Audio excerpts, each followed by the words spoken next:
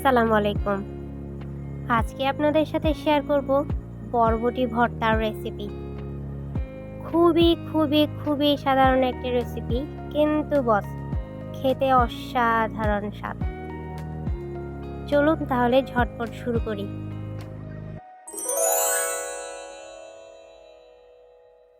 কিছু বরবটিকে আমি এভাবে ধুয়ে কেটে নিয়েছি। তারপর দিয়ে দিলাম পরিমাণ মতো লবণ।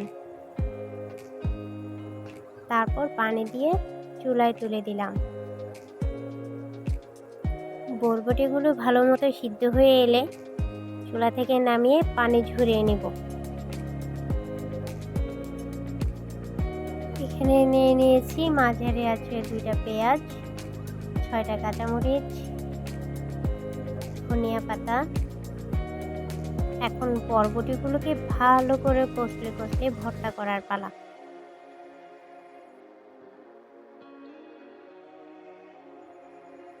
মরিচগুলোকে আমি কেচি দিয়ে কেটে ছোট ছোট করে নিয়েছি। এখন অল্প একটু লবণ দিয়ে মরিচগুলোকে ভালো করে কষলে নিব। বরবটি সিদ্ধ করার সময় যেহেতু লবণ ব্যবহার করা হয়েছে, সেক্ষেত্রে লবণটা এখানে বুঝে দিতে হবে। এখানে মরিচ, ধনিয়া পাতা ও অল্প একটু পেঁয়াজ দিয়ে ভর্তাগুলোকে মেখে নিব। আমি সবগুলো পেঁয়াজ একসাথে ব্যবহার করিনি ভর্তায়, কারণ আমি অল্প একটু পেঁয়াজ রেখে দিয়েছি বেরেস্তা করার জন্য।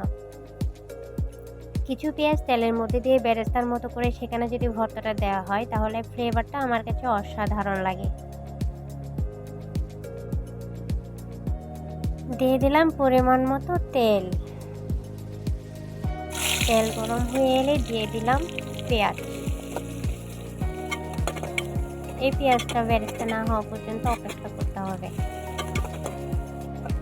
যখনই পেঁয়াজটা এরকম লাল হয়ে আসবে, তখন দিয়ে দিতে হবে মেখে রাখা বরবটির ভর্তাগুলো।